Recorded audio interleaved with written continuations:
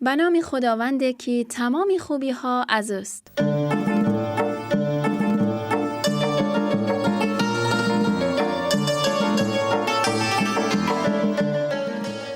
قصه ما مثل شد.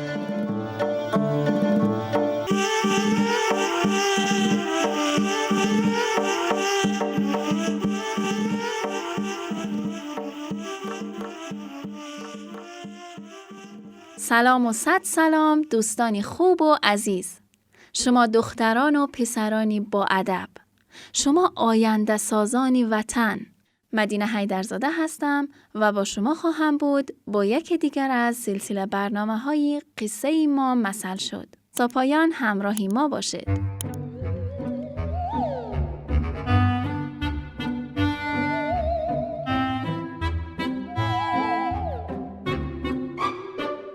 دوستان عزیز، تا به حال شده است کار به شما سپرده شود و شما با انگیزه آن را انجام داده ایستاده اید که ناگهان با دخالت، مشاوره و پیشنهادات مختلف روبرو شوید.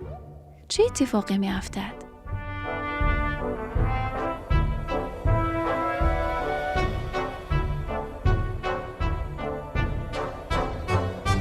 اولا یک خیل سردرگمی در آدم پیدا می شود و بعد اینکه آن کار به شکلی بهترین انجام نمی شود.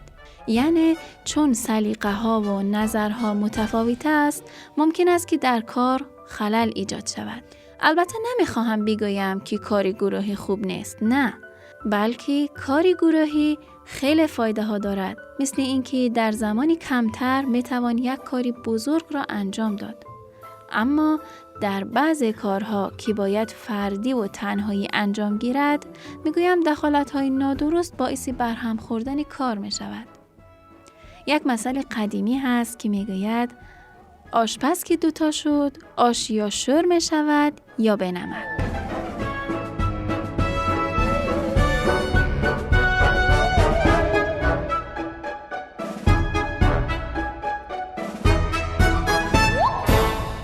دوستان عزیزم، موافق هستید تا در ادامه برنامه داستان این مثل را هم بشنویم؟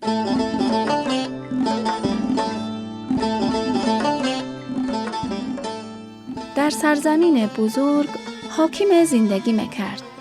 روزی از روزها فرزندش بیمار گشت. حاکم دستور داد برای فرزندش یک خوراک فایده‌ناک بپزند تا حال پسرش زود خوب شود. وزیر دو آشپز را که نامشان آوازه بود و در کارشان بسیار مهارت داشتند به این کار ماند. اما هنگامی که آن دو آشپز در آشخانه قصر حاکم مشغول کار شدند، هر کدام می‌خواستند بر طبق میل و سلیقه خود آش را بپزند. آنها دائما با هم بحث کردند و هیچ کدام حرف دیگری را نمی‌پذیرفت. به هر طریق آش آماده شد. آن را در ظرف کشیدند و برای فرزند حاکم بردند. او همین که اولین لقمه را به دهن گذاشت، چهره‌اش را ترش کرده در هم کشید. حاکم از این اتفاق بسیار ناراحت شد، اما حکیمی دانایی که طبیب فرزند حاکم بود، لبخند زد و گفت آشپز که دوتا شد، آش یا شور شود یا به نمک.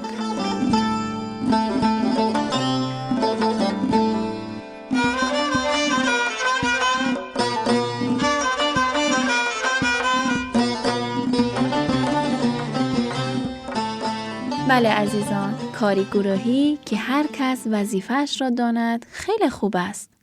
اما در مواقعی که باید کار را یک نفر انجام داد، دخالت کردن نادرست سبب می شود که کار خوب نشود. بچه‌های عزیز، امیدوارم همیشه در کاری که به هر یکی از شما سپرده می شود بسیار عالی و موفق عمل کنید. تا ضرب المثل دیگر، خدا نگهدار.